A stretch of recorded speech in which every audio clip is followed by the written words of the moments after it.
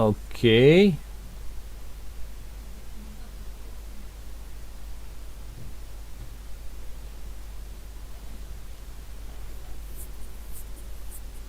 Oh,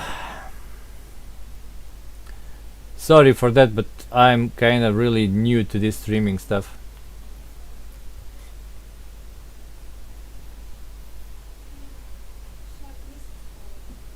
I think it's working right now.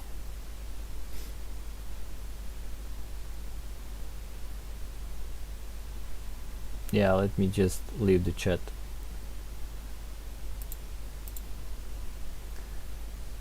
Alright, I need to explain everything again. Actually, I'm just gonna do a quick update. So all the items are finished. All the characters are finished.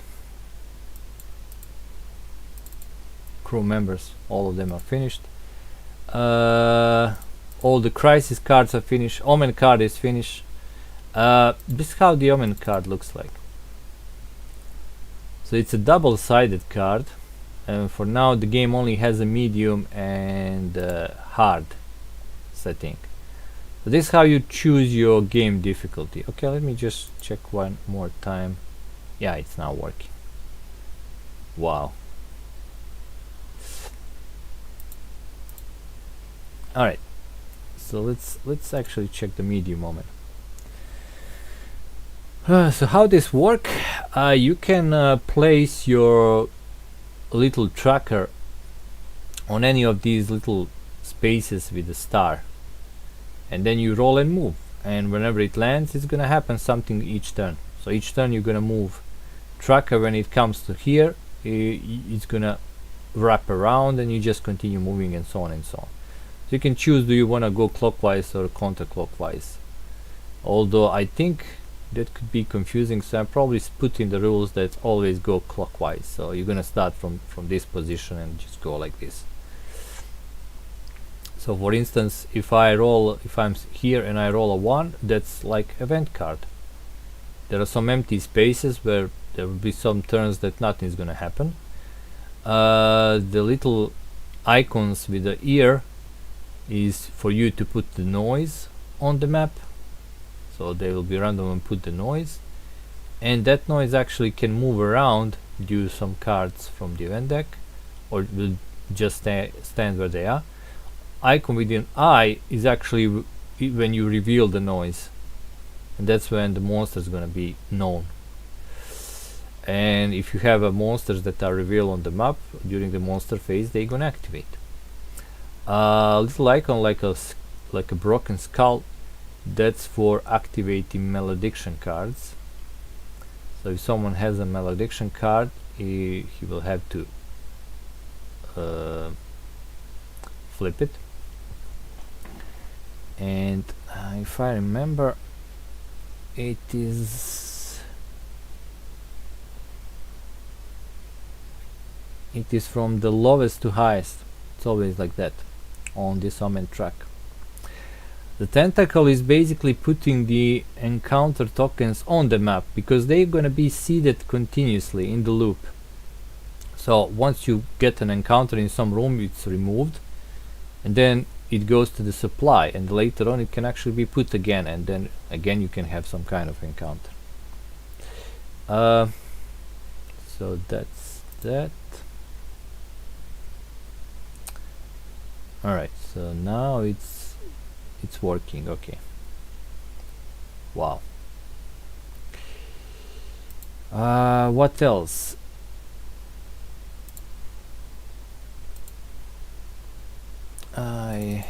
Oh yeah, all the event cards are also gone. I mean finished. Let's click on one, but I don't want to spoil too much. Let's click on this one.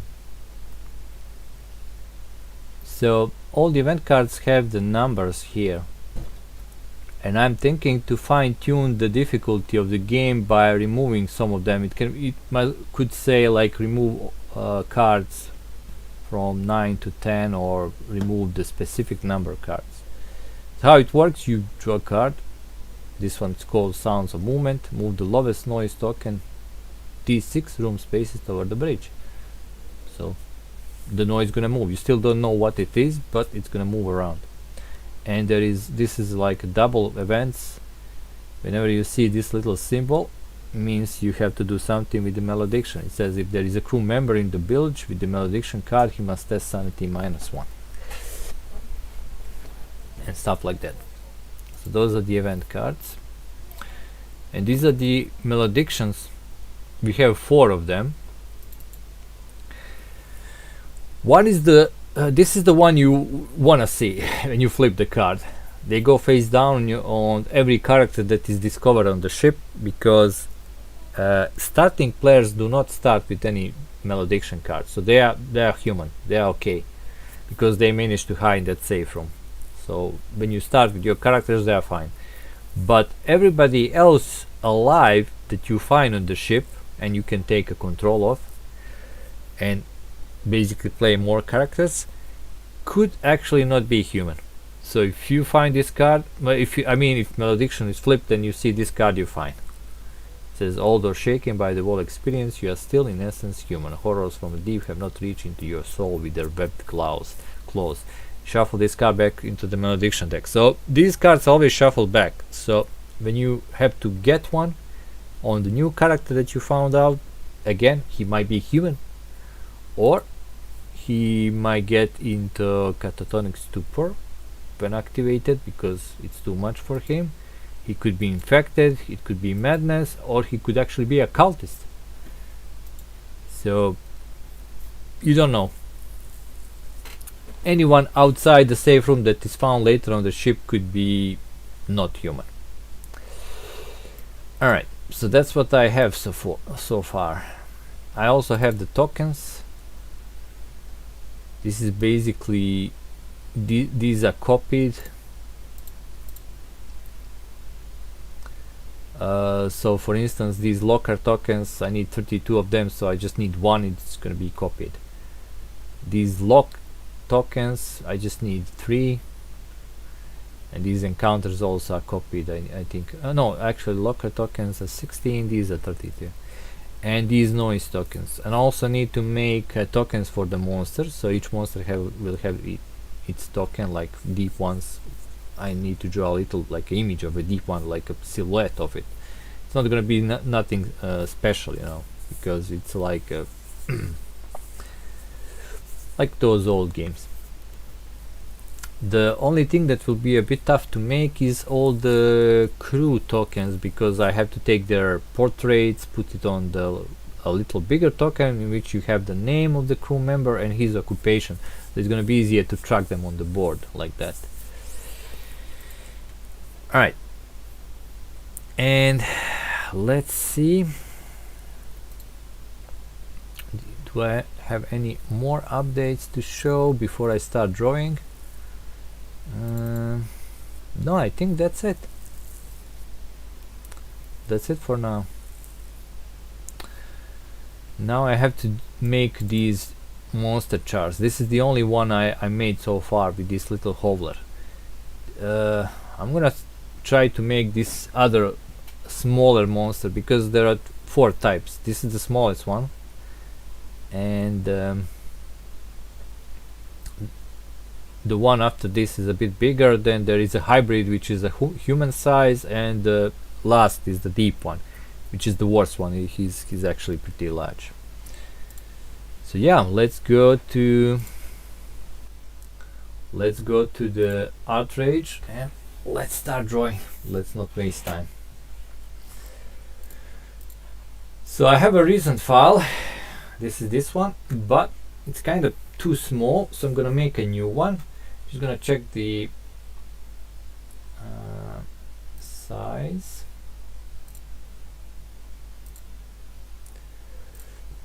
So right now the size is of the card, but I think I need that increased by 220. So that's 220. All right. Let me check what's this. This was the highlight. Alright, so these 3 layers I'm just gonna put inside the group.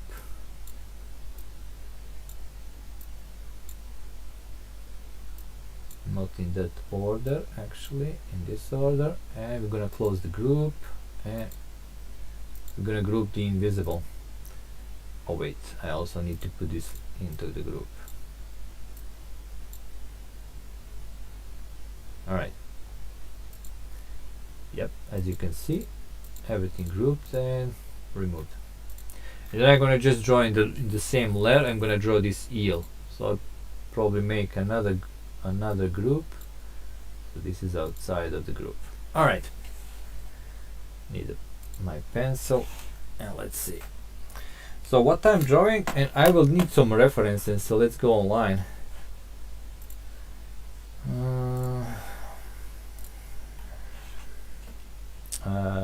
Sea eel. Let's see how they actually look like. Or just monstrous eel.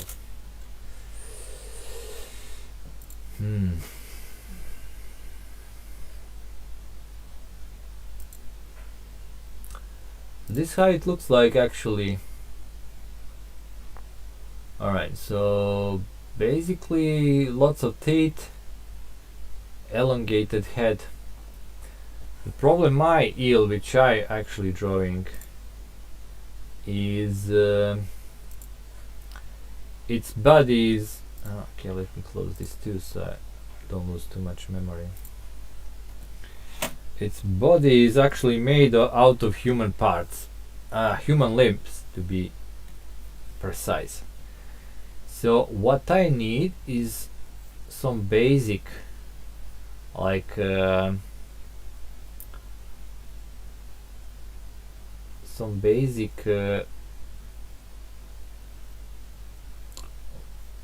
still don't know how to make the position in which this eel is gonna be. So either let's clear this layer. So it needs to go outside the screen like this, maybe. And I need it from a side because it has that head. But here, because it's made out of limbs, it's gonna be really hard to make this. I'm just making a sketch to trying to understand how I'm gonna do this. What will be the correct position.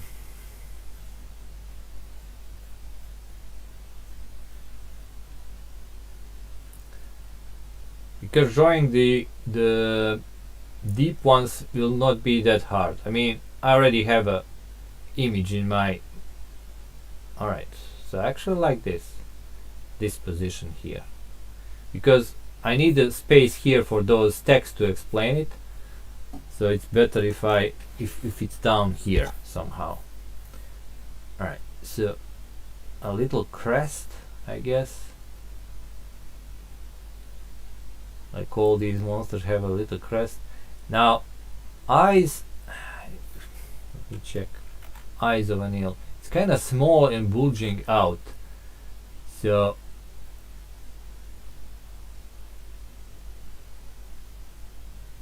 But this is not a normal eel, so I guess it's gonna be a bit different.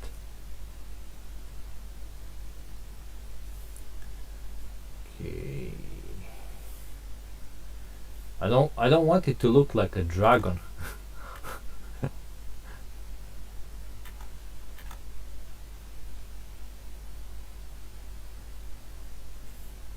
I think the head needs to be more elongated.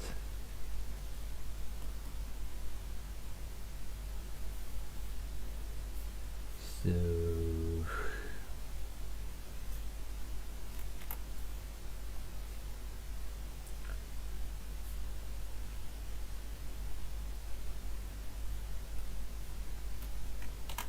up to there, I guess.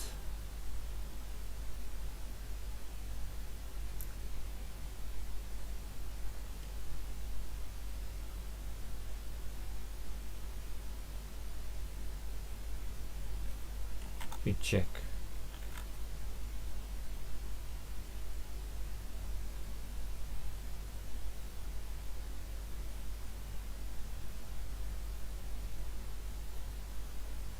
Yeah, you need lots of teeth.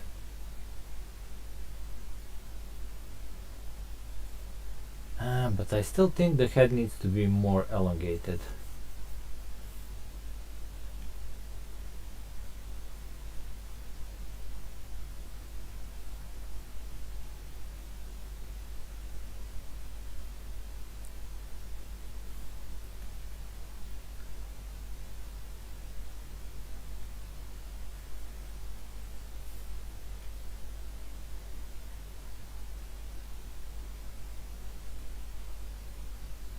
Okay, let me check the position. Position of the eye is actually somewhere here.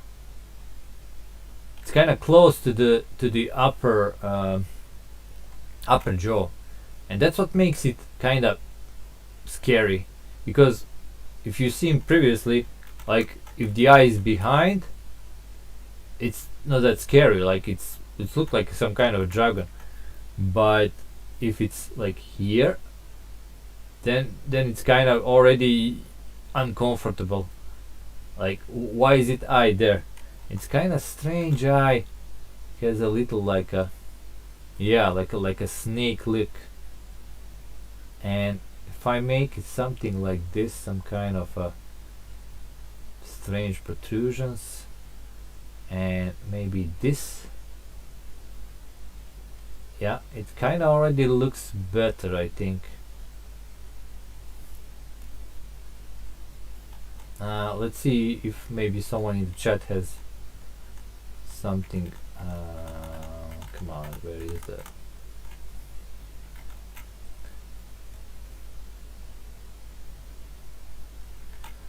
that? So if someone in the chat has a suggestion, but I think it's need to have this like elongated, like a snout, and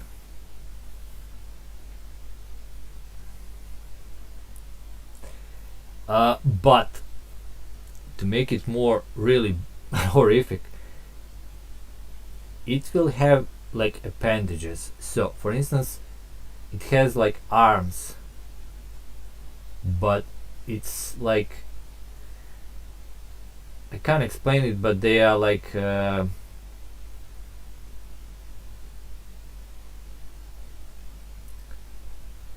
parts of the crew members. Okay, let me think about this.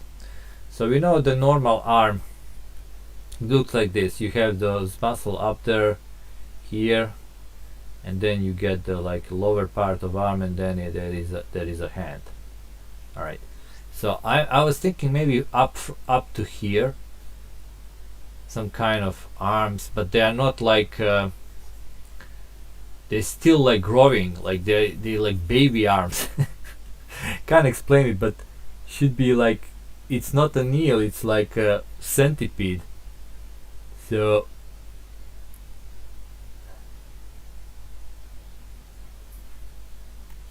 but I think that this kind of a growth should start about in this part here, from here to the lower part. So I'm gonna keep the, let me check something again. Okay, this. I need some more images of the eels. This kind of look really horrific, and I like this look, but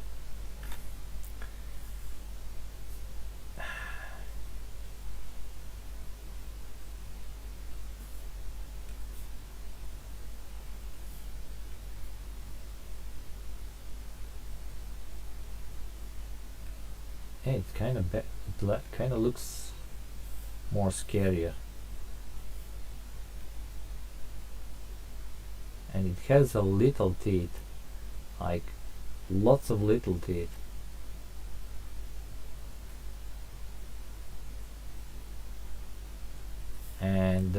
the lower jar is actually smaller.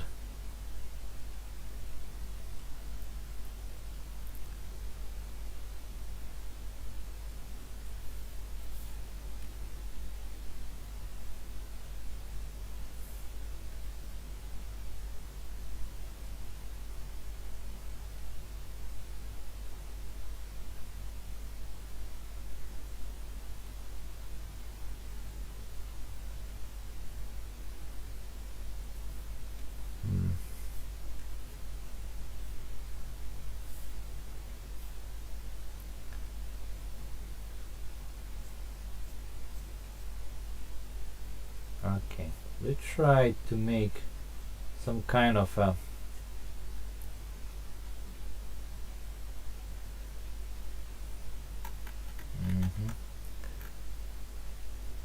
some kind of hand here.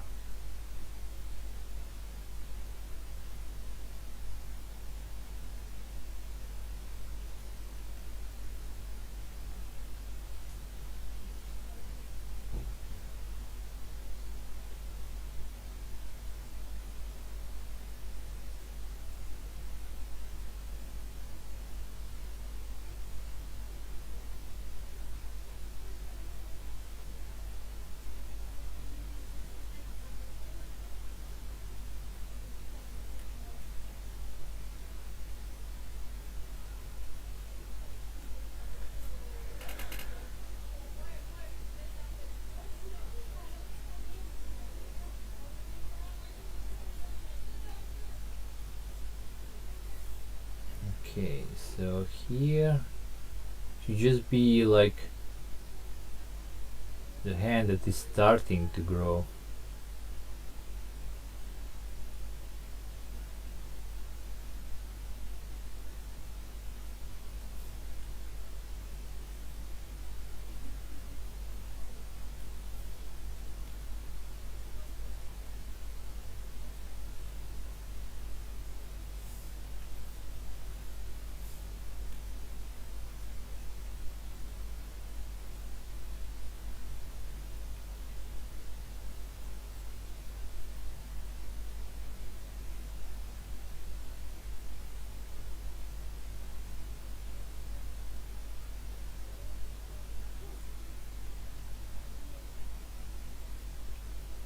I guess I will just have to draw a lot of hands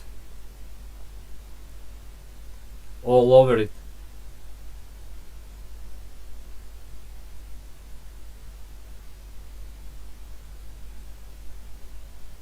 Oh, actually, I have an idea. Okay.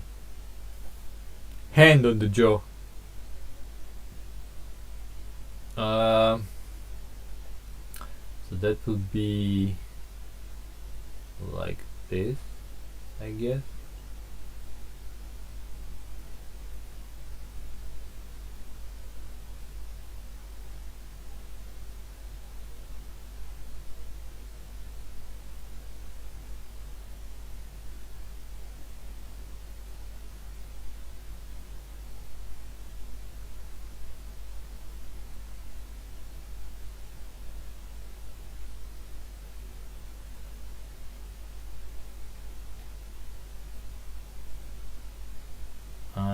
Of course, we have to add some more eyes, and this crew member here was like his face was merged with this eel. Alright, so now we're getting somewhere.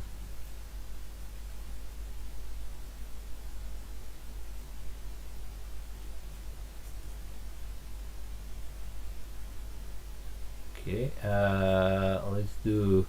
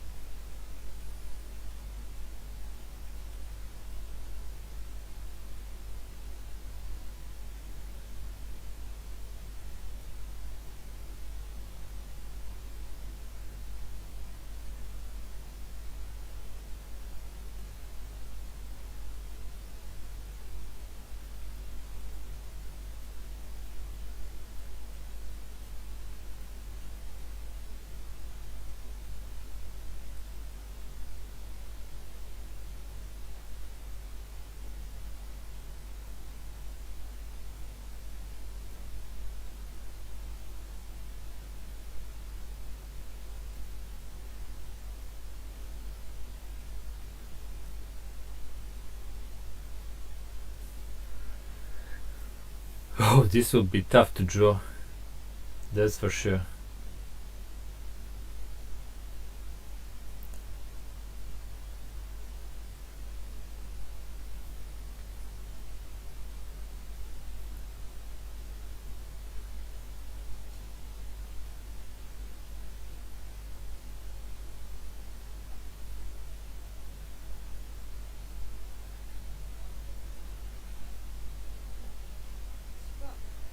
Alright, so one hand here. So what this seal do is this is the main like creature they sent to capture the crew members. It just grabs you, gets all around you, and takes you away.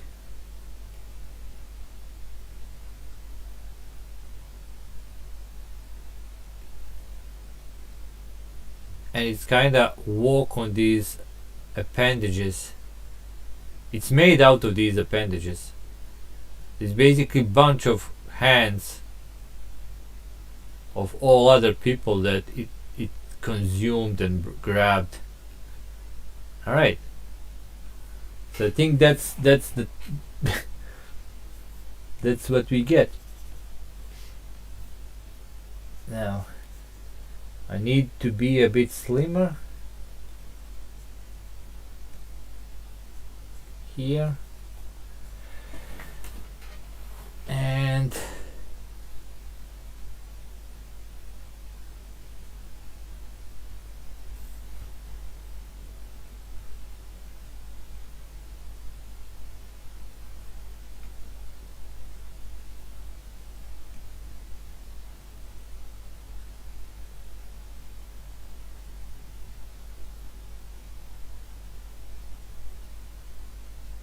alright. So I have the main thing. Actually not satisfied with this thing here.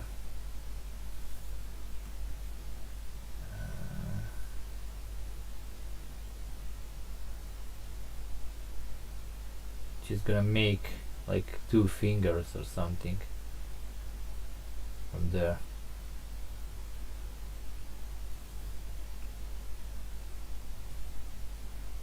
Actually, where do I want an eye? Probably in here. The closest it is to the center of this, I mean to the point of the snout, it looks more horrific.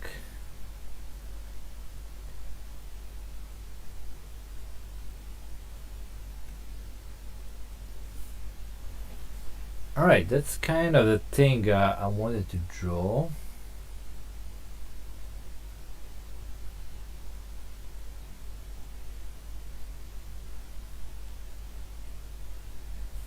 And now we need to think about the shading. So I have a hand here that's like in the, is it called a foreground when it's closer to us? And there are some in the background. So these that are in the background, I don't have to focus on them too much. Okay, so this is kind of strange. And this little hand here doesn't actually work.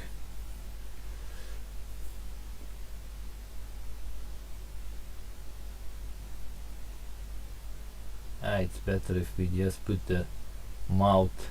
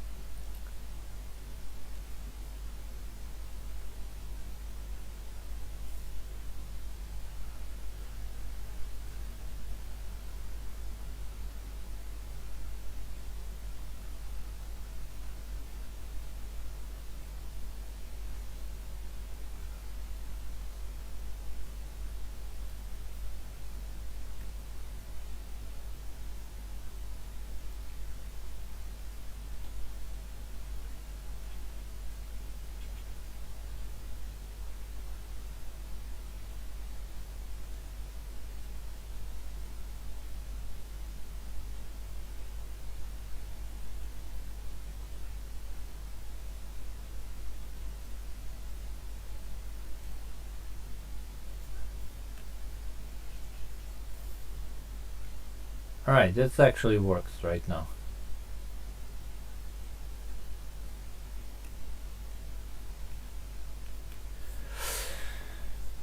Okay, I think I can start putting shadows.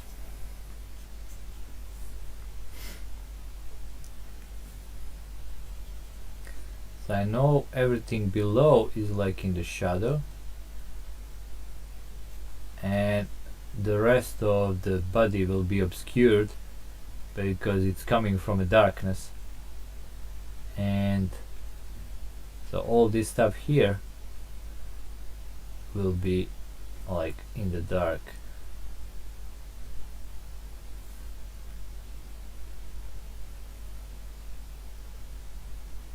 Wait, that's too much for now.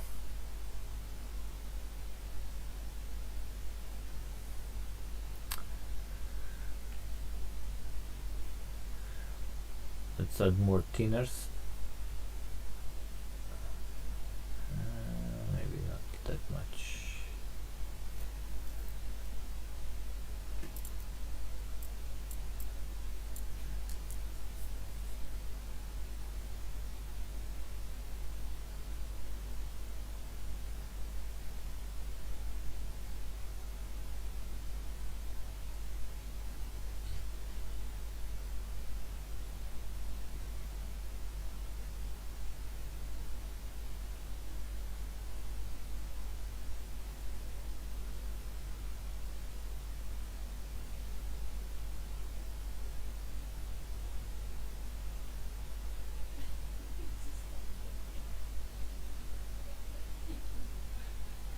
Okay.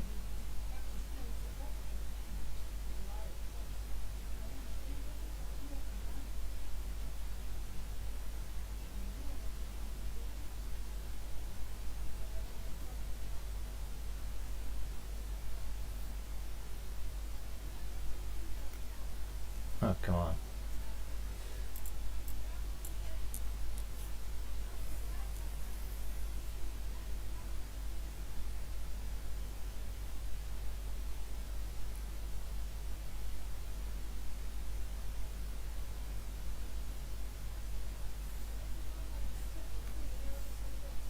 All right.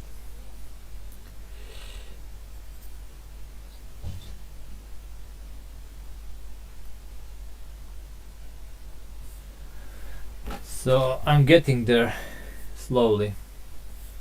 So now I know where the shadow is gonna be. Oops, not that much.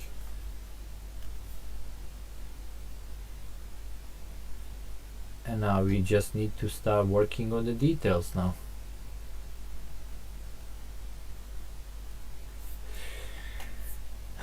So first thing first, I need a background color.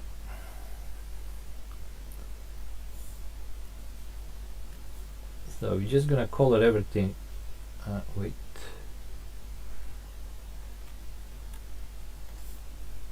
Okay, let's put this as blend mode multiply. And let's take this and oops, not on that layer, on the layer below.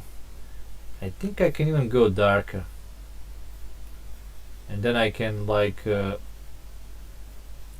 I can just start coloring light. So I'm trying just to put the color where the eel is, where its main body is. Now I don't have to be really specific. I'm gonna use a razor and just remove the parts that are sticking right now. I mean, I can be messy right now because it's easy fixable with the eraser. You'll see that's like no problem. This hand here, I'm not so sure, so I'm probably gonna erase this. This, for some reason, this doesn't work because yeah, as you can see, I need to, so you can actually see the body of the, so that's what I need. So instead of the hand there, I'm gonna probably just draw something like a, let's see, something like a ridge, or maybe something like this. Wait,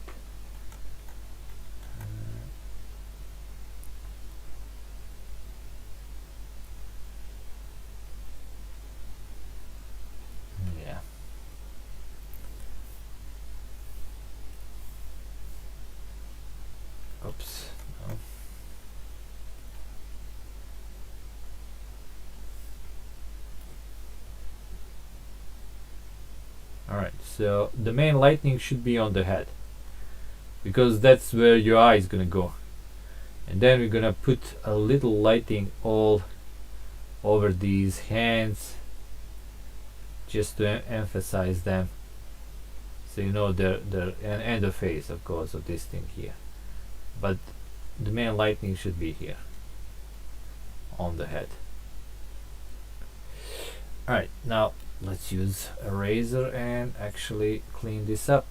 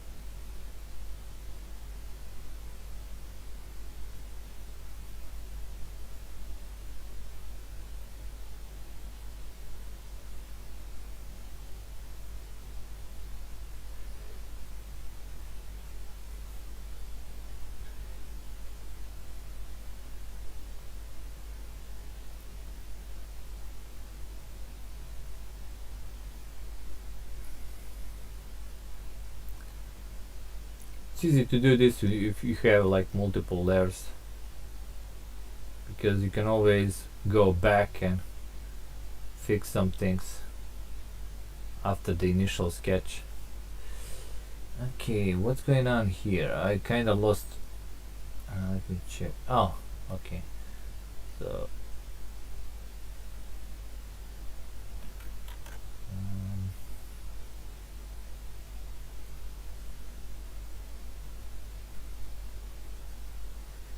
I have a really good hand here. That's like you can actually see all the like bottom half of the hand and fingers, so it's easy to understand what's going on there.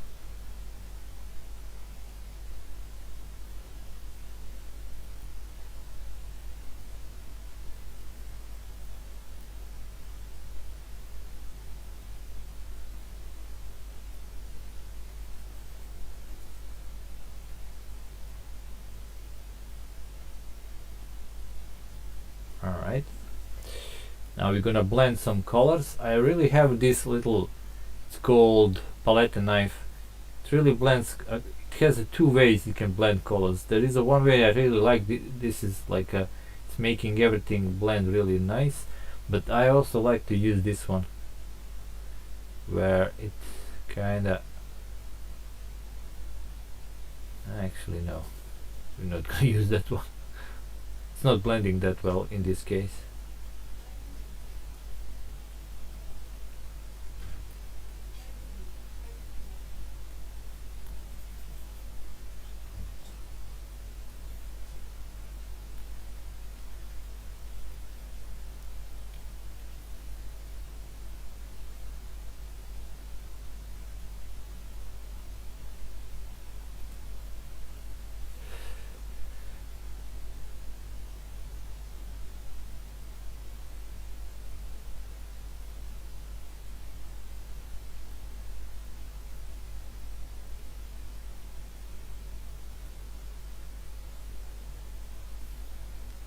Alright,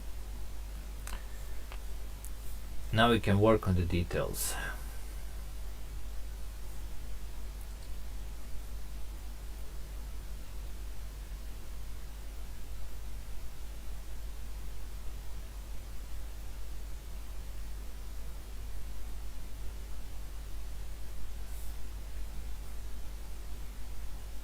Oh wait,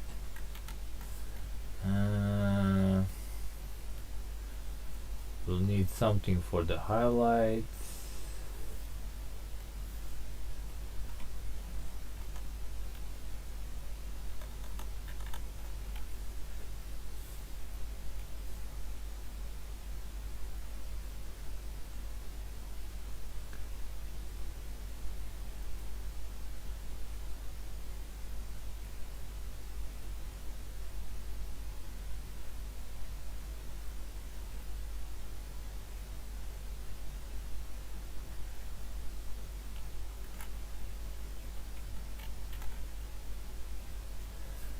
Alright, I'm gonna do something preposterous. I'm gonna actually merge the layers.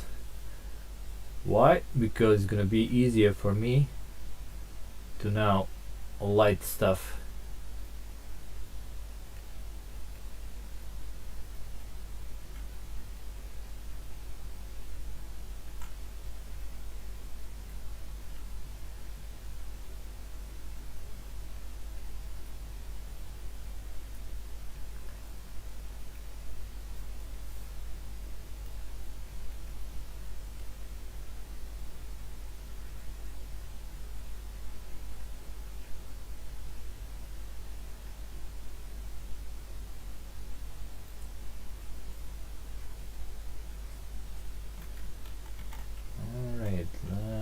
We have a thumb here. Oof, I probably want to go a bit closer.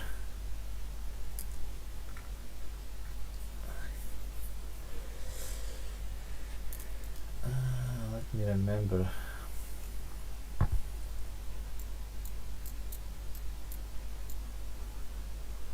Yeah, I'm gonna work on the body, adding enough detail so it is. And what I'm doing, I'm holding the Alt key and just picking all these colors when I need them. So if I need something like darker, I just go here, there's a dark spot. If I need something like middle and something light, so I can do that. And what I need here actually, if this hand is like, should be palm out, so let's actually draw it like it has a palm out. And there are two fingers that are like merged into one finger. So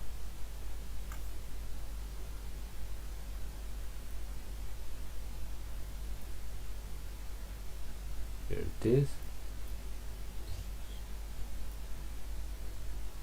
And one finger is like completely, actually I can go over it.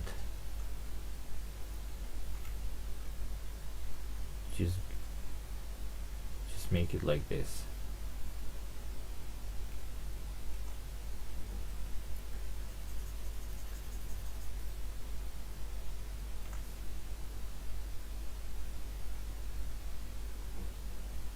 So now you can see it's actually palm and there are fingers there.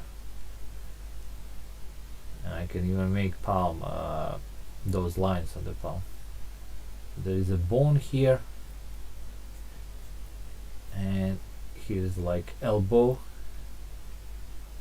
so you can actually start seeing these muscles. So that was someone's hand, which is now part of this creature. And I can make maybe another hand here.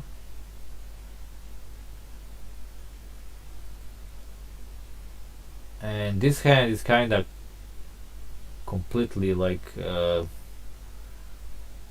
you can't even, the muscles are twisted and distorted.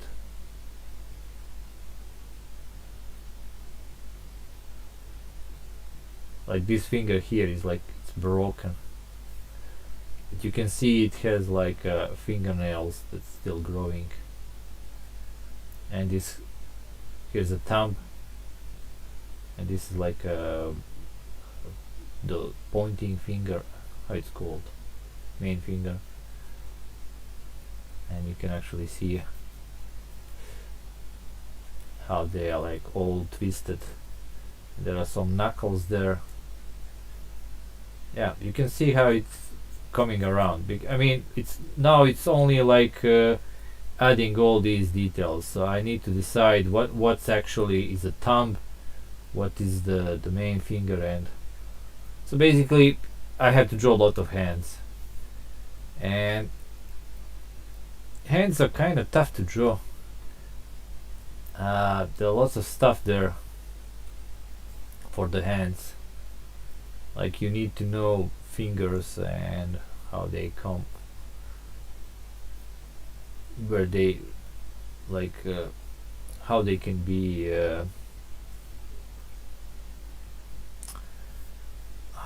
Jesus, if I wish I had more better language of English to explain, but how they contract and where are all the knuckles, and like this hand here I'm working right now, it's kind of completely, it's not a normal hand anymore. And actually, oh yeah, let's add the webbing. I mean, it is an aquatic creature, so it should be some webbing. So there is a web, like in between fingers. So yeah, let's do that. And it should be here too.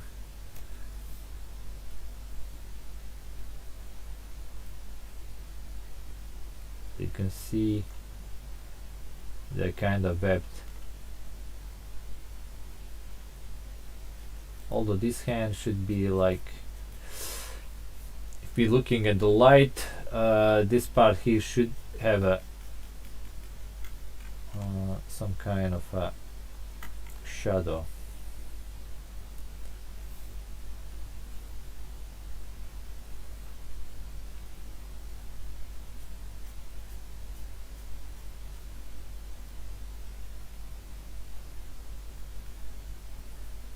And all of this should be, oh wait, in the dark.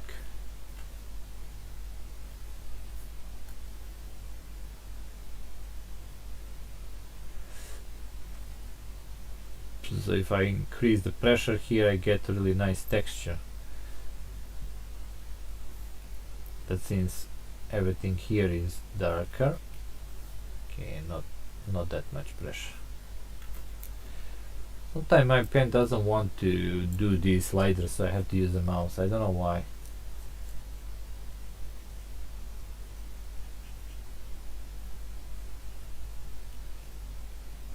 Okay.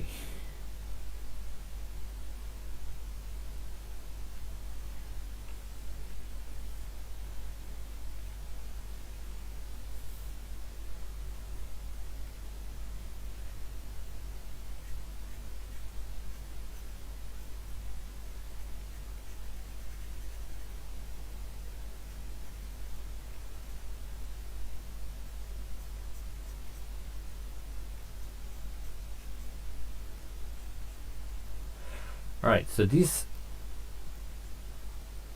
hand here is kind of important because it's in the foreground.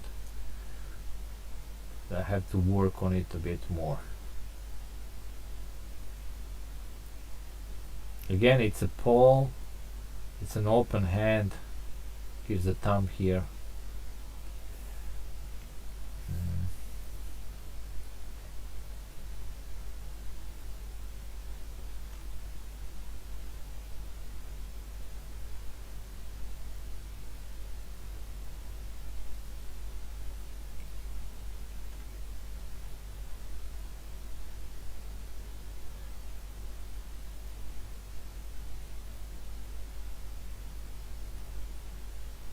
And it's coming from this direction.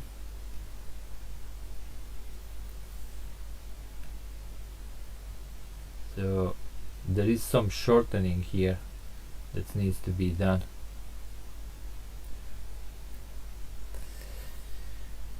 Alright, here I have some kind of a problem which I need to solve. So there is a bit of shadow.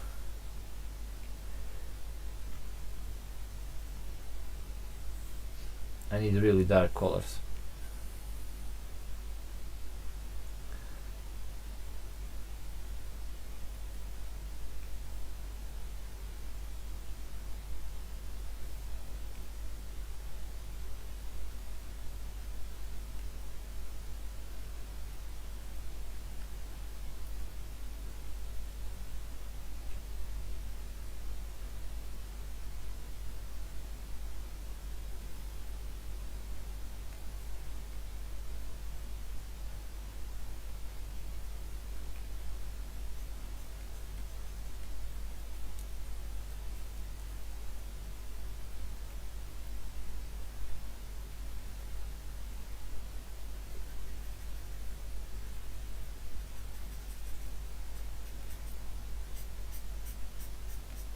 and don't forget we want it to look like an old illustration, so there will be some cross hatching.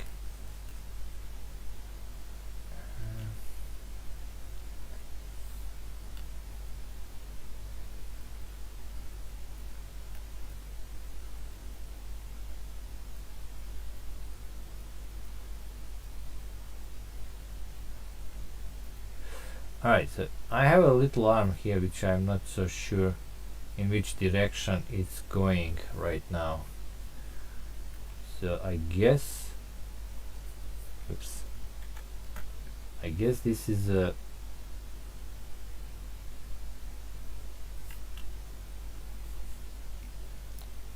this is the main finger, and these are the rest of the fingers, and this here, this part here is a thumb, this part here.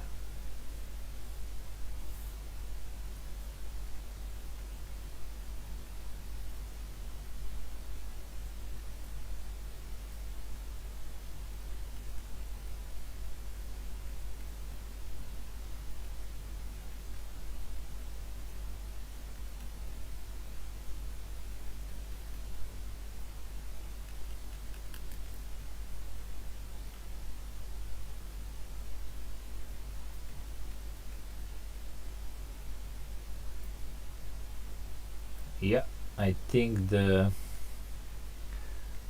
highlights will do the stuff. I can even make them a bit. Oh yeah, don't forget, the whole thing is kind of just came out of the water, so it is wet, which means we will have some highlights, like, so you can see it has like still like drops of water around, and everything is kind of a bit shiny.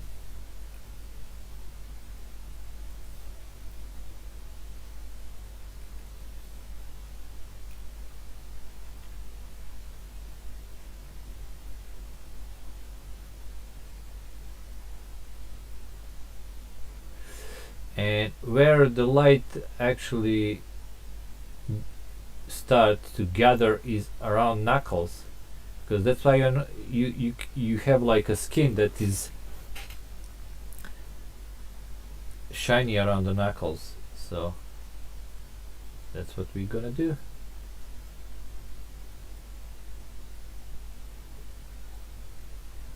Alright, this webbing here is kinda strange, but if I do it like this, now we actually can see the rest of the hand. Alright, so that works.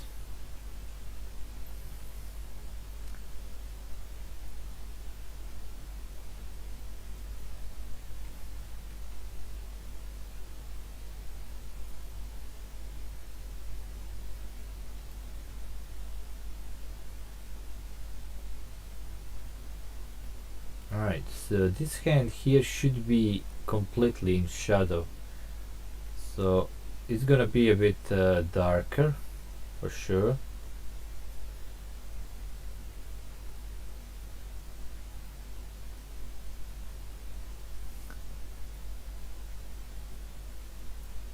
And this part here should be dark also.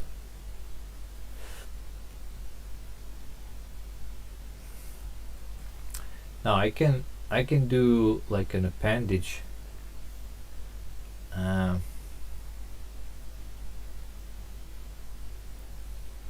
like that, something like, it's like lots of legs.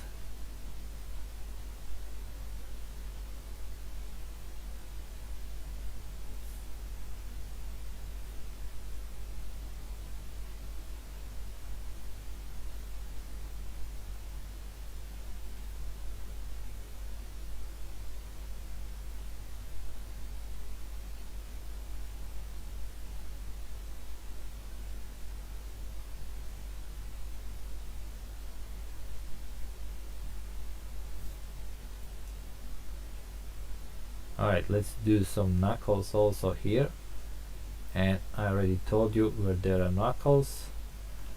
There are some shining on them.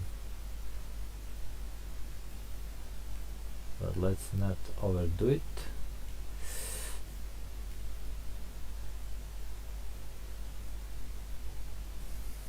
Okay, let me look this. Yeah, it's starting to turn into deal.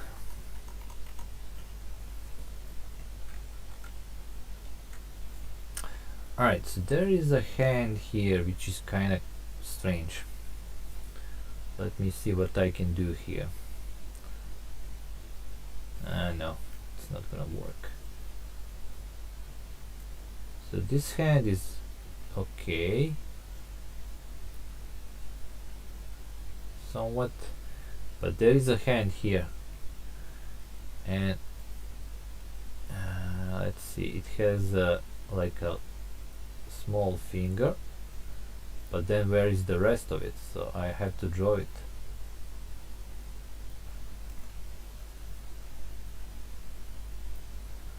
And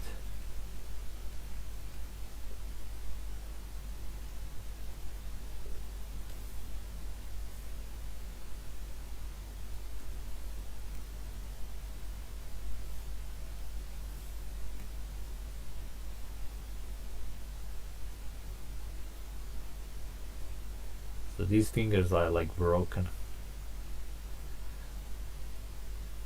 Okay. Alright, so let's work on this face a bit. So there is a nose.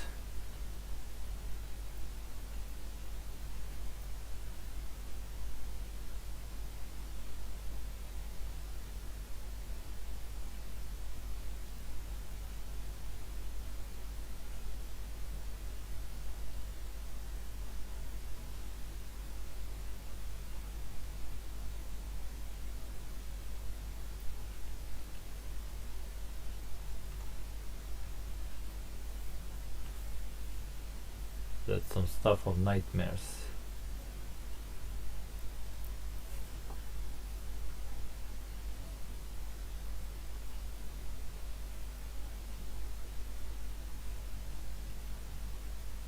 Alright, I think I can be a bit bold with the shadows right now.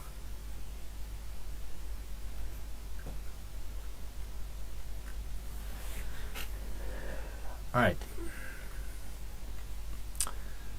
So let's start working on the head.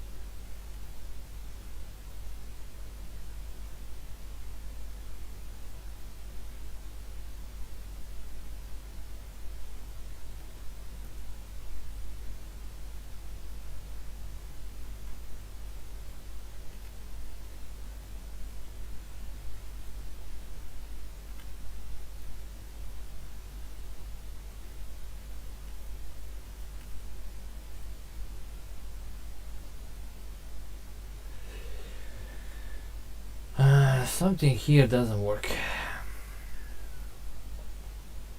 I think I'm gonna have to draw another hand probably. But before I do that,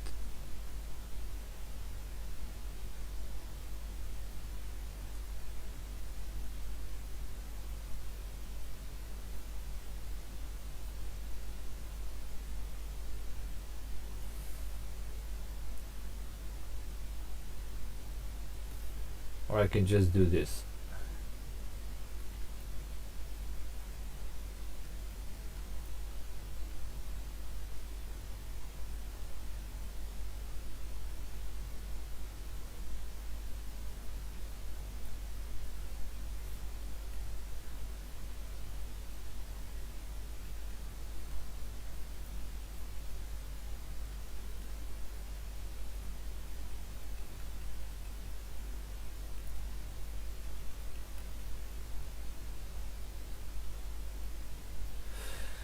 Alright, I think I can start working on the upper part and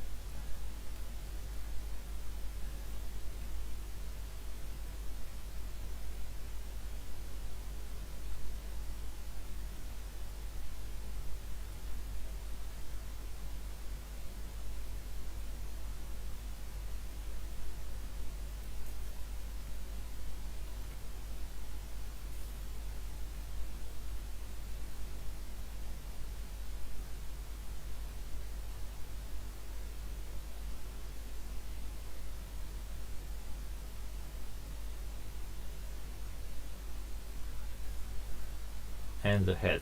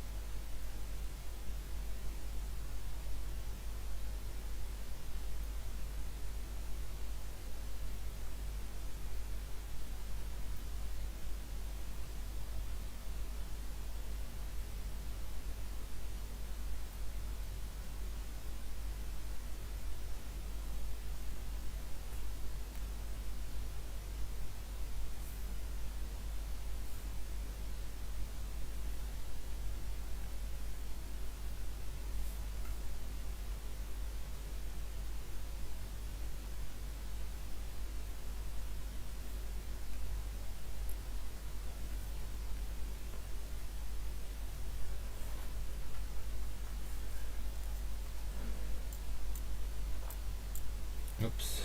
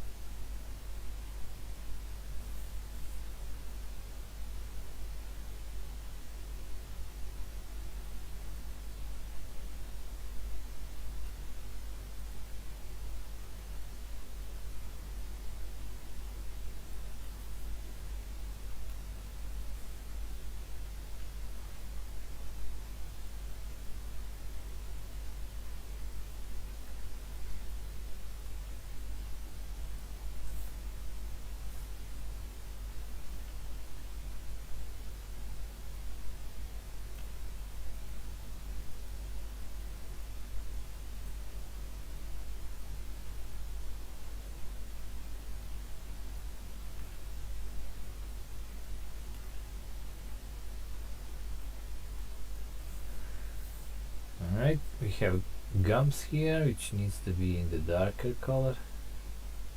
They kind of sticking out.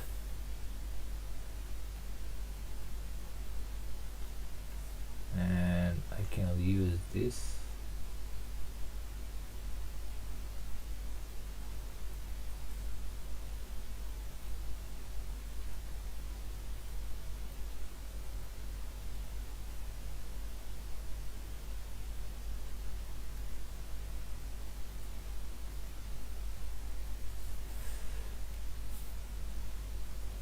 Let's make a little teeth.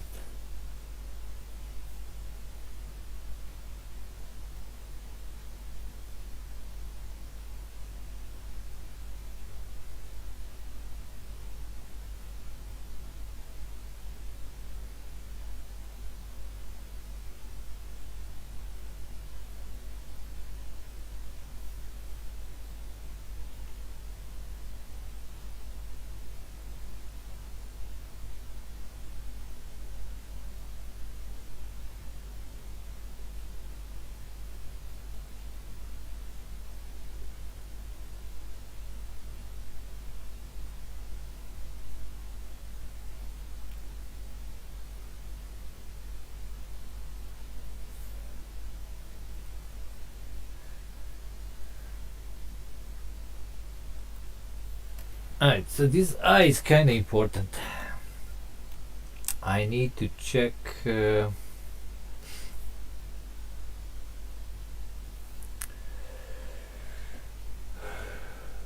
need to check. Okay, let me actually close all of this.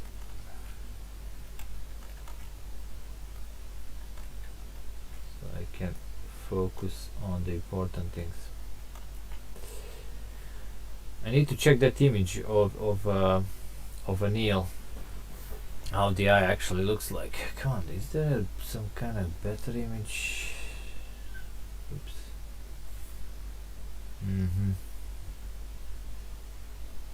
Interesting.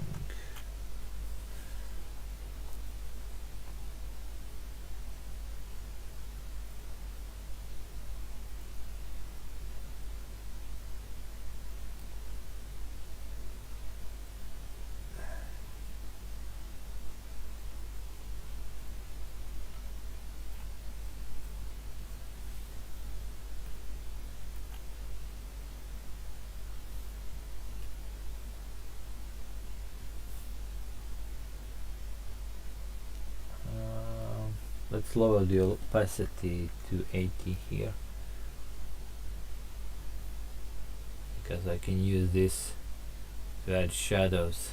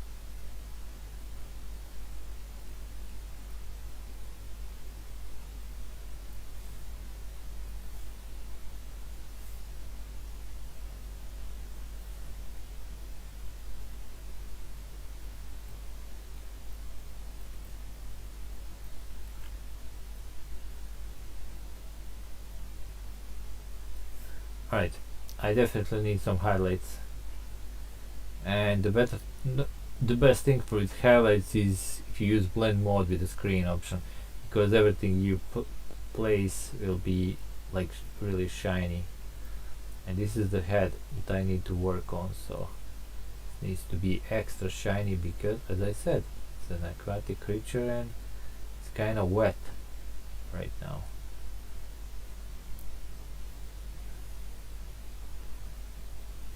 And I can make these little like parts, like if I do this and then lower it down,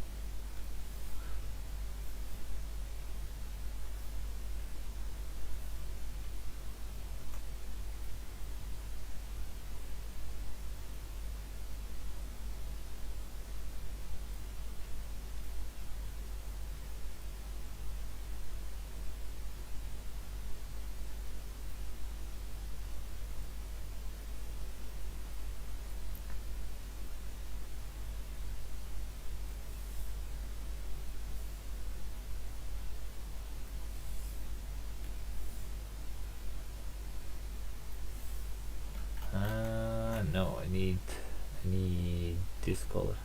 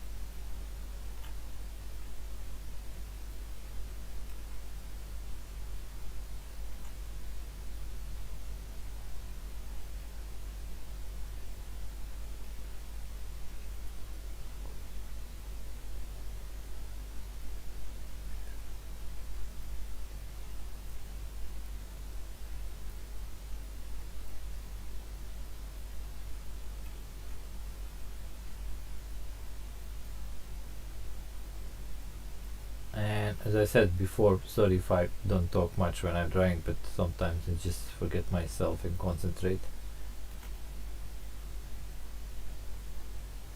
But you can see what I'm doing here. I'm just trying to draw all these hands right now.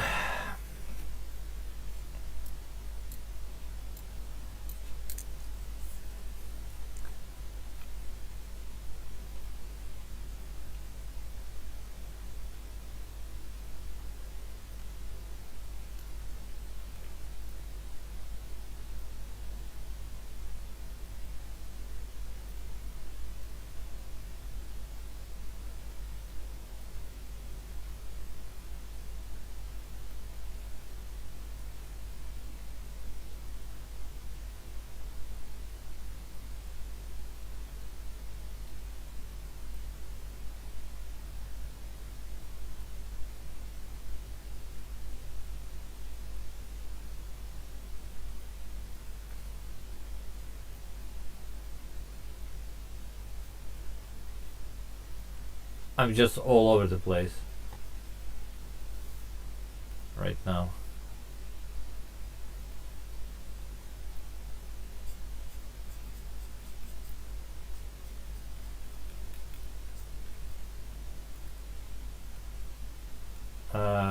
Just going wherever I think I need to do something.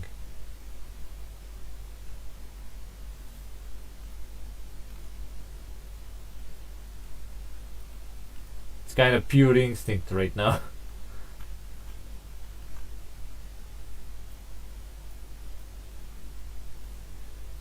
That's when you stop just drawing things that you think you need to draw.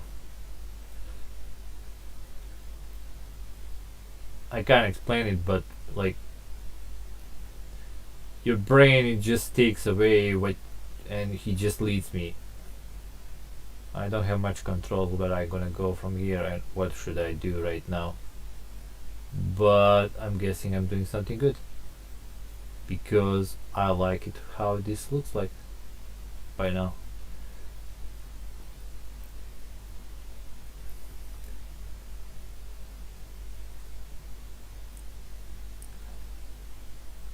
And this drawing actually became much more detailed than I expected.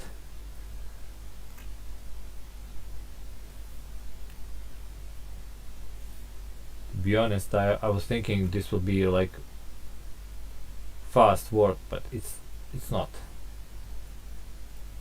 As you can see, it's gonna take some time.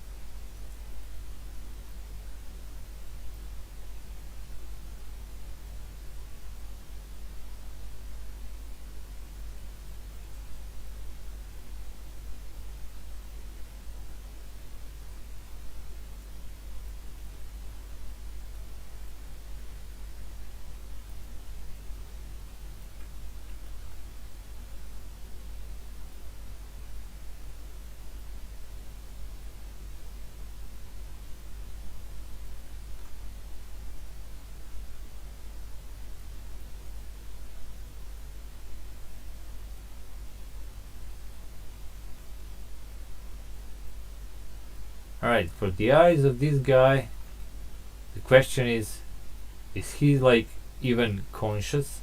Like, does he know he's like part of this horrific kill? Or is he just like dead flesh?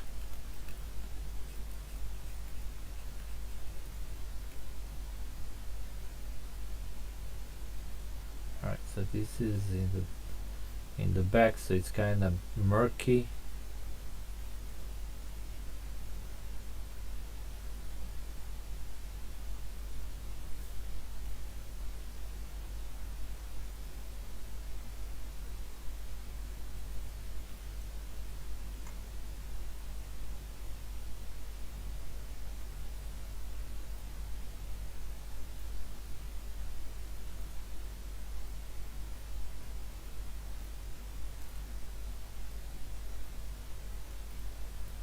Okay, let's not forget those knuckles that are a bit shinier than the rest of the stuff. All right, let me check this. Yeah, it's starting to look real scary. The question is, do I need this?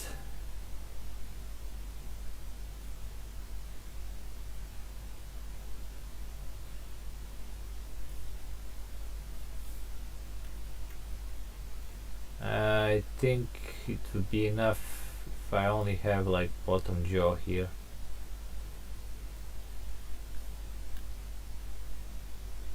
I mean, I can do some kind of a like little like protrusions. And how does the eel have a? You check something. Does the eel have a tongue? Some kind of oh, it does. You check. Kinda.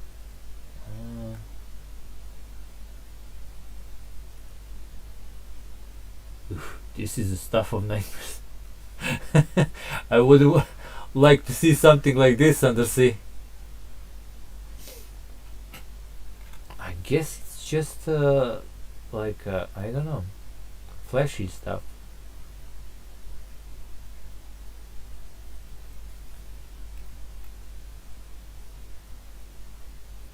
Oh yeah, this is what I should have done earlier. Make it like this, and let me check if it goes up to here.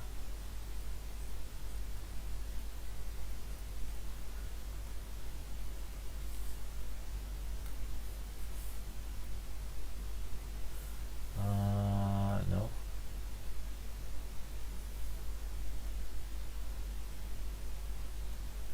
Let's merge that down.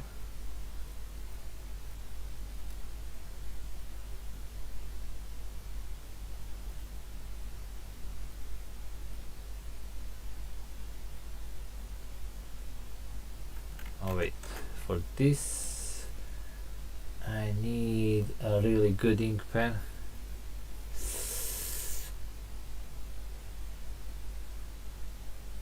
I guess it's this one.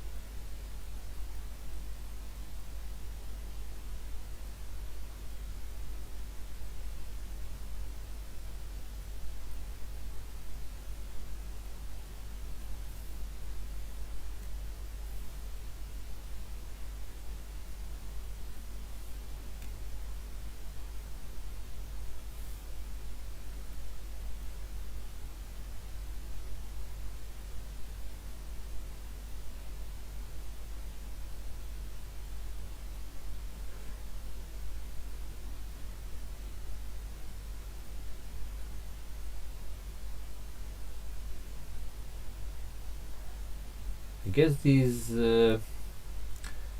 teeth are kind of small and pointy.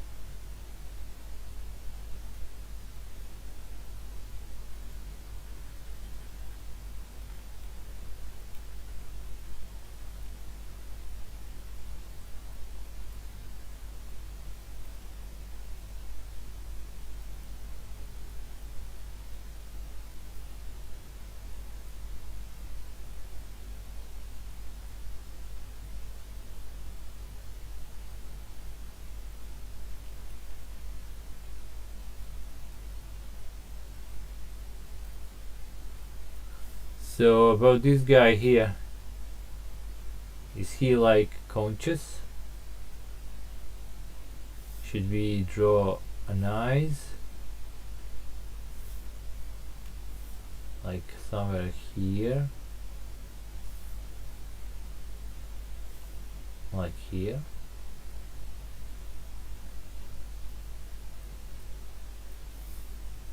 It is kind of awkward. Nah, let's actually not make him conscious.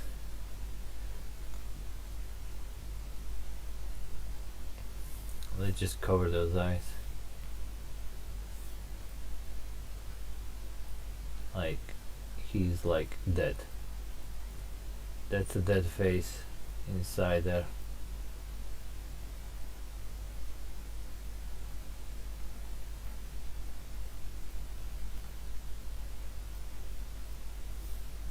His tongue is sticking out.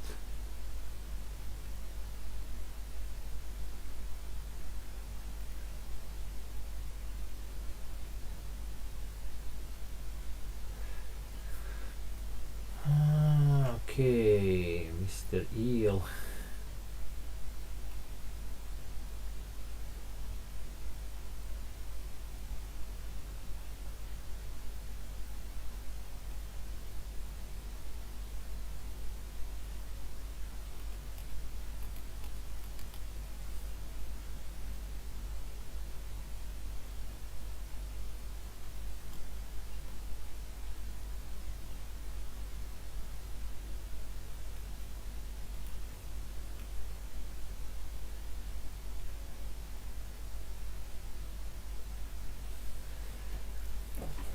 Okay, let's check it out. So that's it. That is an eel. Now what I'm gonna do, I'm gonna merge all these layers like that. Gonna add another layer, but this one will be for the ink work, and just to emphasize, I guess it's gonna be multiply, but that's too much. Okay, let's put this on 50. Okay, let's check it out. Yeah. Alright. So that's for the shadows, for hard shadows right now.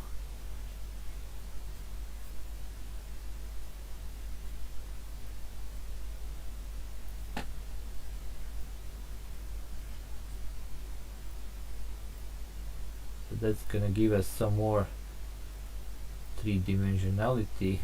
Again, word that doesn't exist.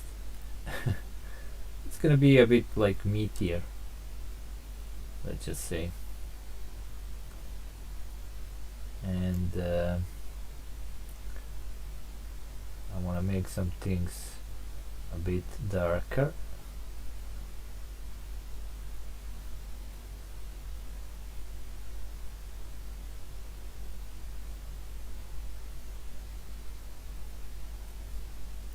But not too dark.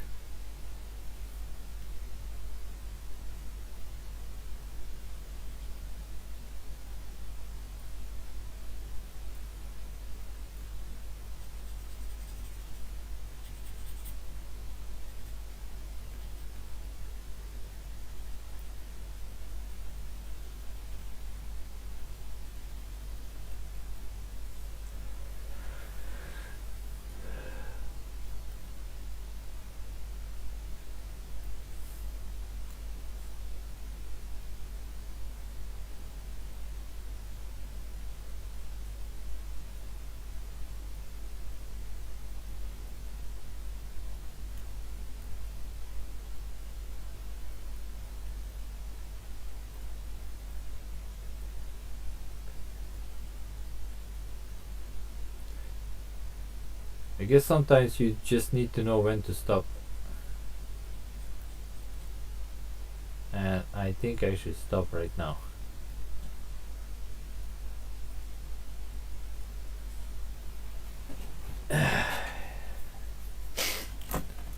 So that's a meal. I mean monster. It's called eel.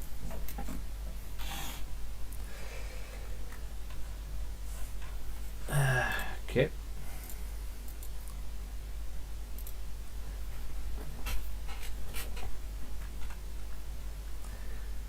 We're gonna save this.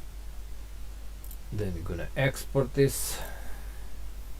Export image file as a eel.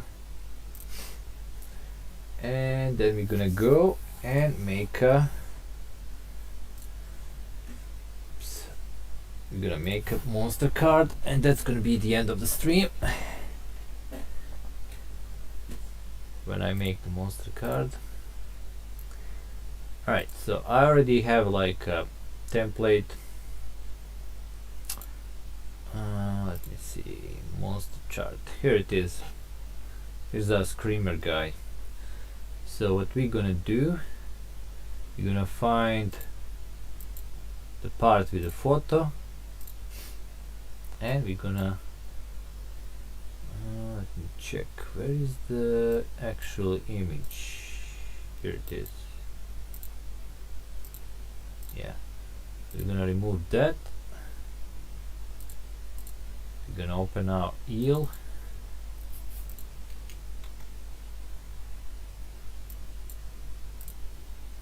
Here it is. And we're gonna place it instead of that photo there. Here it is. I'm gonna scale it a bit.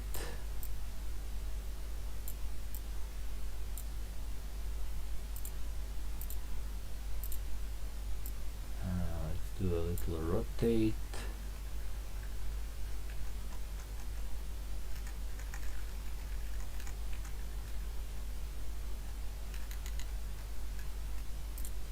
Just about there.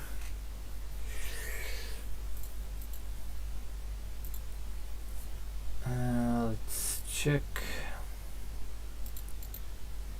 Copy layer style, paste layer style. Do I need to remove anything? No.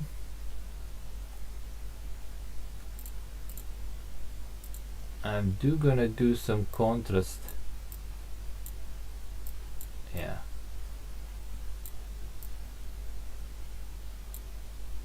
Okay.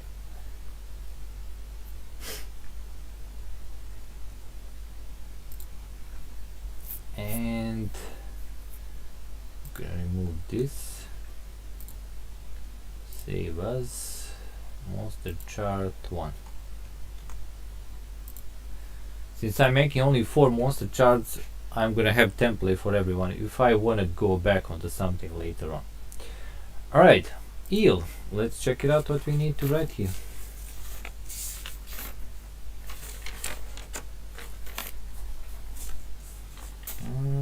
There is the eel. Ah, here it is. Move 3 to hit, same as the holder 6. Save roll none, and rage 1.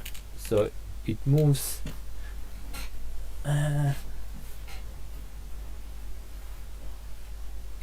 before the holder basically. Let's put the name. I'll have to, let me check. Yeah, I saved it. That's nice. I was smart. So I can delete this, and I actually have a editable text file. Eel, size small.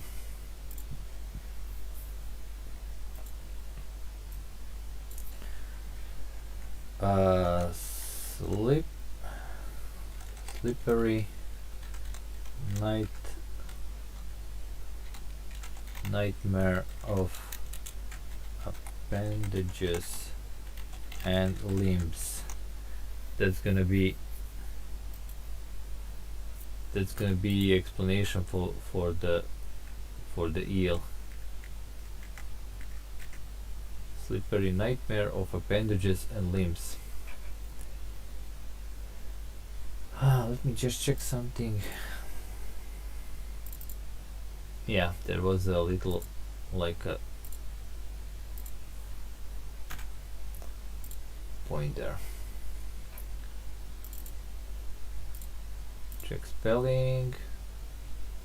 Change. Okay.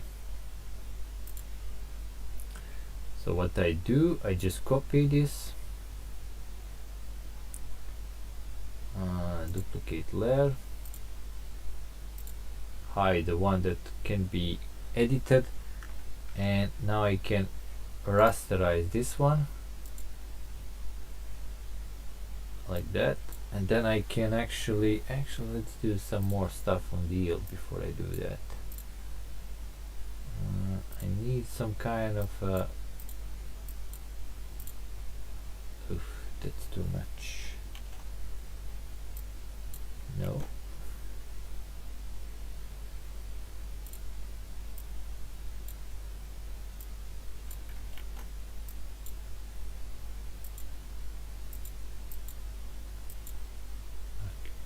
Okay, I don't know, actually I'm not gonna.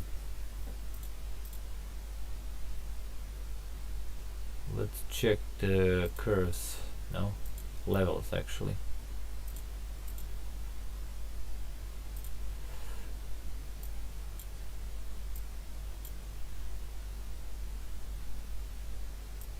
Not on that side.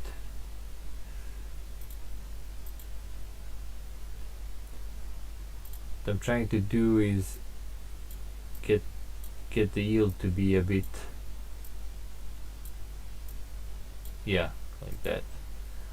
I'm gonna do a filter, sharpen. All right.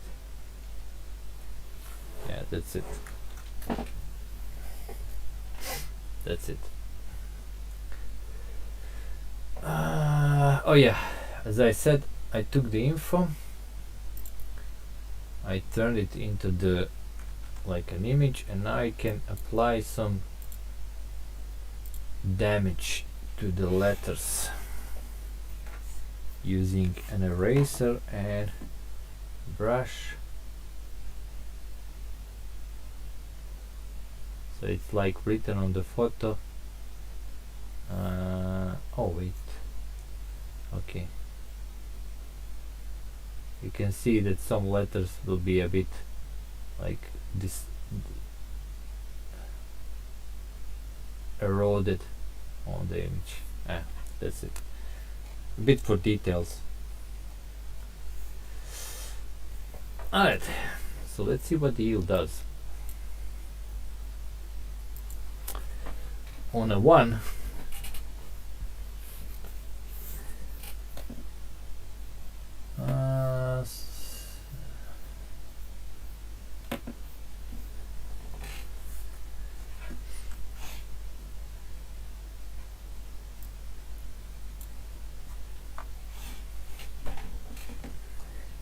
if there is a lone crew member in the same room, actually I probably should put engage. If there is a crew member engaged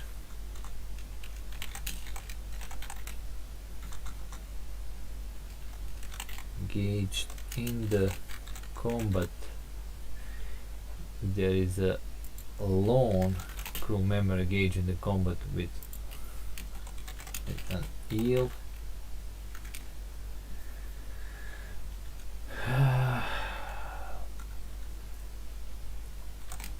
it will wrap around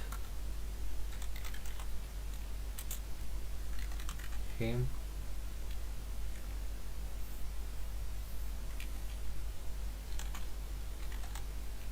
The crew member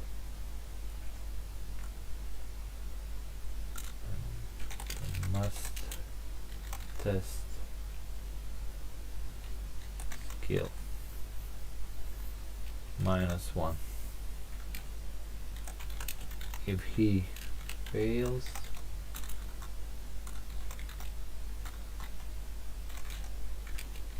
he is killed. So think about that. If you're alone with this creature and you engage in the combat, it's gonna wrap around you and just kill you.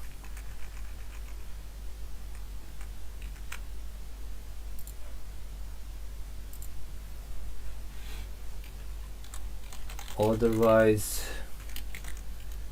do nothing. So if it's not engaged in the fight, it's not gonna do nothing. It's just gonna stand. So if there is a lone crew member engaged in the combat with Anil, it will wrap around him. That crew member must test skill -1. If he fails, he is killed. Otherwise, do nothing. So that's if you roll a 1.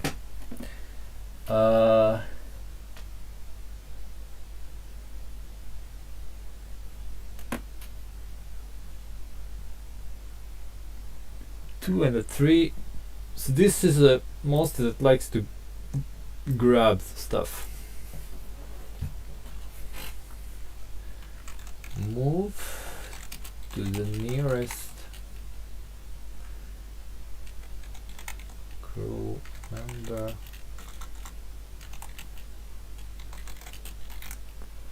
The lowest number and grab him.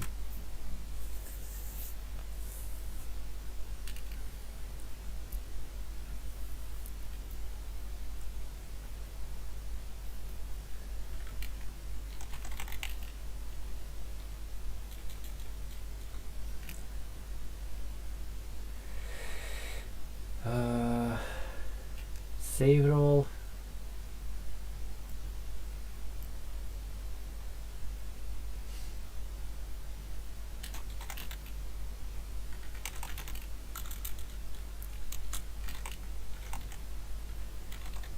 Has a save roll. Actually, there is no save roll. Let me check. No. And grab him on a roll of 5+.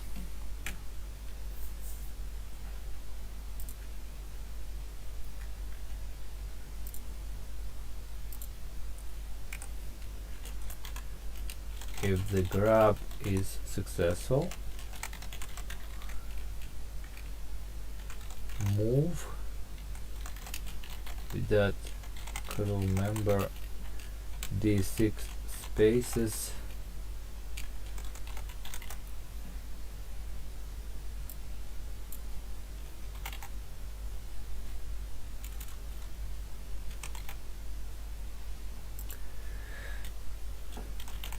toward the open space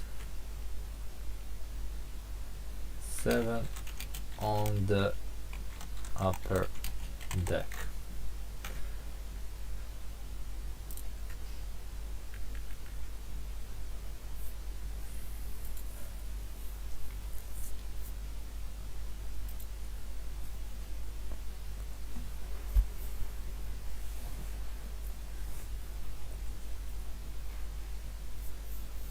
Can we send?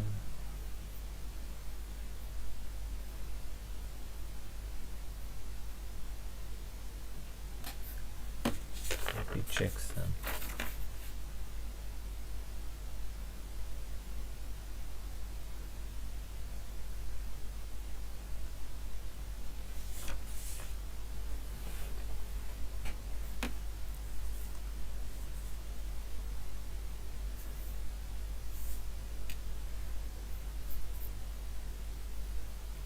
Alright, so how the grab works in this game, and that's explaining the rules. That's why I don't need to explain furthermore here on the chart. So some creatures have a grab ability. they will grab you and they will move you toward a specific space. If by the end of your turn, if by the end of the next turn, no one managed to kill a monster and release you, because when you grabbed, you're mobile, you can't do anything, you are removed from the map now, together with the monster. Now this means you're not dead actually. It just means no one knows what happens to you. And later in the game, through the encounter tokens, which whenever you move into the room with the encounter token, you roll on the chart, you may actually find a crew member, and you may actually find the guy who was grabbed, which comes into play either alive or dead, depending what you roll. If he comes into play alive, he gets a malediction card, so he might be infected. And you actually saw other things. He might be turned into cultist. He's now a cultist. They who know what they done to him. He's under the magic spell. So that's on the 2. Same thing happens.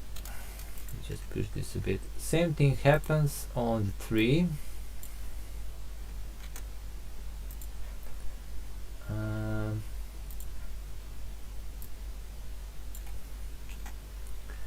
It is just the crew member with the highest number. So I can just copy the same text. If the grab is successful, move with that crew member d6 spaces toward the open space, but this time open space 6. So 7 is in front of the ship, 6 on the back. And by the way, by the grab rules, if the monster actually entered that space, then you don't have by the end of the next turn. You don't have that time. You just grab, then it takes you away to the sea. Okay, let's see on the 4. On the 4, it's actually this thing here. Monster moves to the nearest crew member with the highest number and attacks him. So I just need to just gonna push this. Let's see. Okay, I'm gonna hide this, push this up like this, so I don't have to. So on the 4 and a 5, it's gonna do a standard attack, just moves towards you.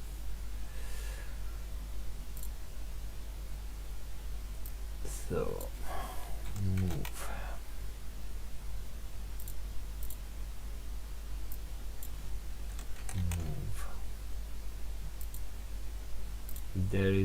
If there is a lone crew member.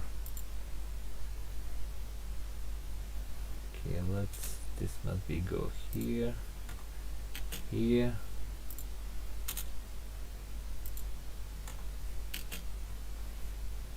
like that.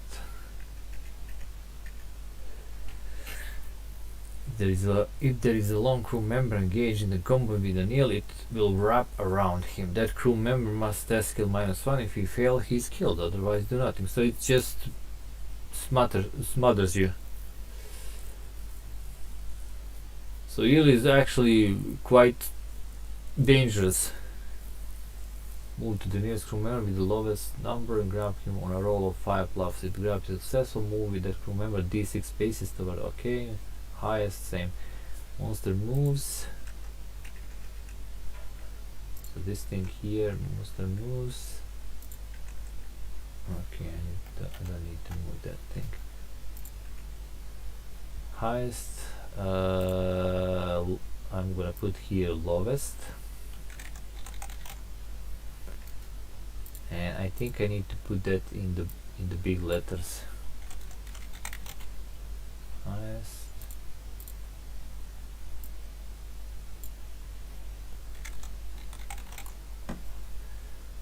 So if there are 2 people in the room with the eel, then it's not going to be able to just strangle you with its body, because someone else can help you. On a 6, actually, it does something interesting.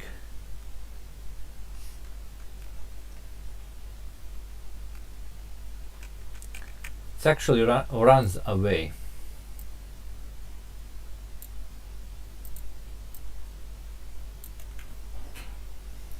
Let me see how did I wrote that. Monster skitters. Now let me check, is that actually the word? Yes. Let's check what the skitter mean.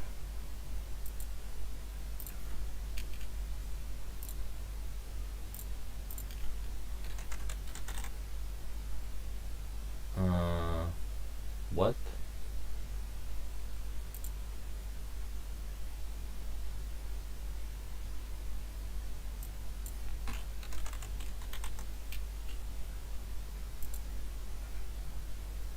Move lightly and quickly or hurriedly. Okay, so yeah, that's it. That's the word. Monster skitters toward the nearest. What do we have on the ships? Ventilation shaft. Yeah, we do have those. Monster skitter toward the nearest ventilation. Is it a shaft or just like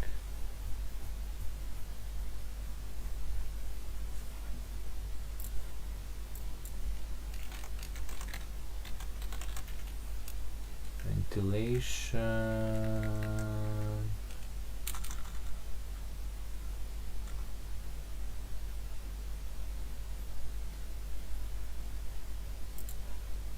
No one here to help me out with this. I was hoping someone's gonna tell me what is the correct way. Ventilation. Is it a shaft? I'm gonna put the shaft.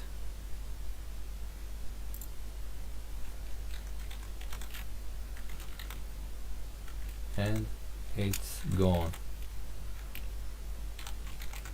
Remove this and it's gone. Actually not remove, but spawn this monster in the random regular room.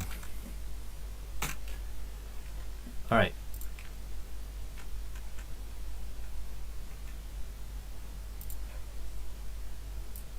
No, it's gone and hides. Yeah, that's the correct word. Monster skitters toward the nearest ventilation shaft and hides. Spawn this monster in the random regular room. So if we check the map, regular rooms, the white ones, and you can see they have numbers like 3.1, 3.3, 1.4. This means you roll two dice, where one die act as a 10 and the second die is a normal die. So if I roll like a 5 and a 6 and my first die is a 10, that's a 56 or 5.6. This means that eel would spawn let's check it out. 5.6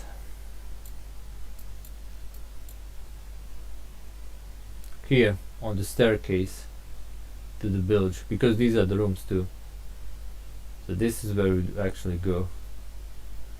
So it could be like monster is slowly moving on the upper deck and then just skitters and spawns here, and maybe you're in the adjacent room and now you have a problem. So as I said, the monsters are a bit unpredictable. You know what they can do. This can actually kill you, and quite easily. Okay, let's check spelling on everything, and then if that is okay.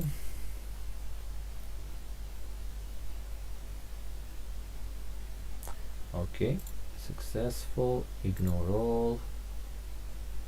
Change. Ignore all. Alright. So that's an eel. slippery nightmare of appendages and limbs. Alright, let me save that.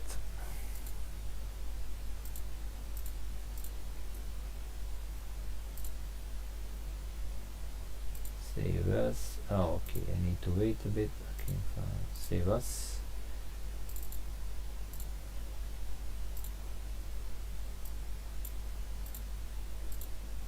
And now we have two monster charts. Okay, so what is left to do? Two more monster charts, tokens for the lifeboat, little tokens for the monster, which I'm just gonna use silhouettes, so it's not gonna be, or I can actually copy this, but I think I'm gonna just use silhouettes, because you have these big charts, you can look how the monster look like in this photo. You don't need to have it again on the board. On the board it could be anything. It could be like just a cube, like all different color, doesn't really matter. And I will need crew portraits a little, so I think I can finish the portraits and the monster tokens and the lifeboat tokens tomorrow before I do another stream, and then I have to draw just, so maybe in 2-3 days I can finish this, and then we're gonna do a explanation and setup video and a playthrough video, of course. And I found a really good way to how to lead how the crisis is gonna work and everything. So there is the event deck of 45 cards. You take 36 random from those 45. You shuffle them, then you take top 4 cards and place the first crisis, because crises have the same back as the event as the event deck, so you don't know where they are. Well, you know it's going to be like 5th card in a deck. So, and you do that 2 times. You make 2 small decks of 5 cards, and you know in the bottom of that event deck of 5 cards you will have the first crisis, then the second one. Then you put one on top of the other. So what you have is so if there is a 36 plus 2, that's going to be 38. You have 38 event cards, and you know after the 5th event you're going to have the first crisis, and after the 10th event you're going to have the second. Now here's the thing though, since these cards, the Omen cards, let me find them.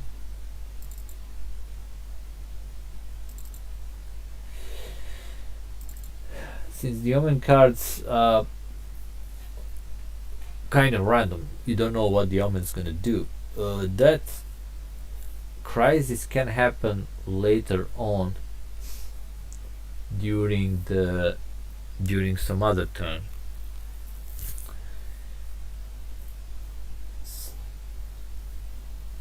So you don't actually know how much time you will have to solve the crisis. When the second crisis is revealed, when you draw it as one of the event cards, that's when the lifeboats are actually available. There are 2 lifeboats on the ship. They look like this. You probably saw them. Here they are. Each lifeboat can take 10 crew members.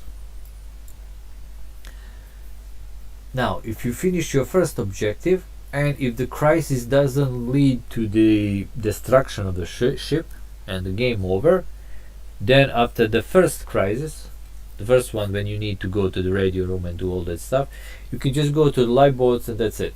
You win the game. But if the crisis will cause the ship to explode, then even if you go to the lifeboats and go away, that Columbia ship will not find you and rescue you.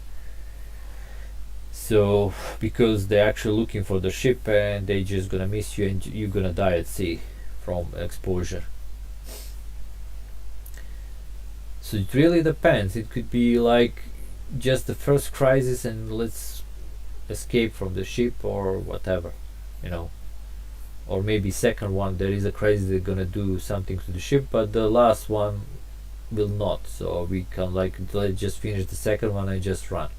The problem with these lifeboats, as I said, they get available only after the second crisis is shown, and by that time they could be actually damaged or gone. If that happens, the last thing you can do is, well, you will have to finish again every crisis that's gonna destroy the ship, but you can still hide after you finish all the crises in this safe room and wait it out if you have enough time. I mean, 24 turns, that's not much. So this will be interesting to see how this is gonna work. If it's gonna be a tough, like if you don't have enough time, I might have to shift the crisis like closer to the top of the deck. So that's one thing I need to play test a lot to see. I'm hoping it's gonna be like you finish it at the last turn or close to the last turn, like just in time. And if I manage to do that, if I manage to have that type of dread, you can feel like your time is running out. Will you be able to? Should I go from a ship? Can we do it? That's gonna be interesting how it's gonna work. And as I said, it's not gonna be an easy game. The only thing that can help you out is there are 20 crew members, and the more crew members alive you find, the more actions per turn you have, and then the game is actually going to be easier if you have lots of people that can do stuff, that you can split into little teams and say like, I'm going to look here and find some weapons, you try to find the keys, let's meet up here. Oh, by the way, you not, even if you don't have weapons, you have some options. So one option is running, so you can run, and when you run you're gonna do your movement plus d6 dice, so you're quite, so everybody should be, let's say, objectively fast to run away from the monsters. When you're running you actually have a save roll, and that's the only time you have a save roll, unless you have some items that can give you a save roll, so you can run past the monsters. Another thing you can do, you can hide, as I already I think explained in the previous videos. So you can hide. There are boxes that will be on the map in which you can just move and hide in the box, and then again you have a save roll, which is actually better than running. So hiding is better. So even if you don't have weapon, you can run and hide. That's two things, and there will be lots of running and hiding at the beginning of the game. The last thing that you can do, which would help you even if you don't have weapon, you can bar the doors. You can put obstacle on the door, so the creatures actually have to stop and break through the obstacle. So you can buy, it can buy you sometimes. And I was doing some preliminary test with the game using the stuff I already have, and there are some things you can do. So for instance, since player can decide who's gonna go first, who's gonna go second from turn to turn, you can do something like, we're gonna run and hide, and the last guy that's gonna run behind us gonna bar the doors, and then later on, because the monster's gonna stop, he can also hide. So you can make some strategies and actions just like in real life. I was running a thing where one guy had a rifle, and he was standing at the end of the corridor here in the upper deck. He was standing with the rifle in this room 1.4, and the monster was running behind this guy. This guy went here, barred the doors, and joined him, and then continue, and was he gave they traded a weapon, and then he moves behind and barred these doors, and they now behind two bar doors, and they have a rifle, and the monster was trying to break, couldn't do it, and it was gone, because if the monster can't actually break the barrier, actually have to attack it and break it. If it doesn't, it just goes away. You remove it from the map. In another scenario, monster actually D1, because they're really bad, break through all obstacles, and then these guys have to fight. So you can buy times like that while someone is doing something, maybe on the bridge, or in this case in the radio room, because you have to pass a skill. So one guy can try to go for the radio, while two other guys just guarding him with a rifle and barring all the doors, and preparing. So lots of things can be done in this game. Lots of things that I don't think you can do in other games. Like, you have like actions, they all like static actions. This is what you can do, but they can be combined into a cinematic experience. So I think this will be a really interesting game. I can hardly wait to make all the components and just play it already. I just want to play it. Alright, so that's it for the stream.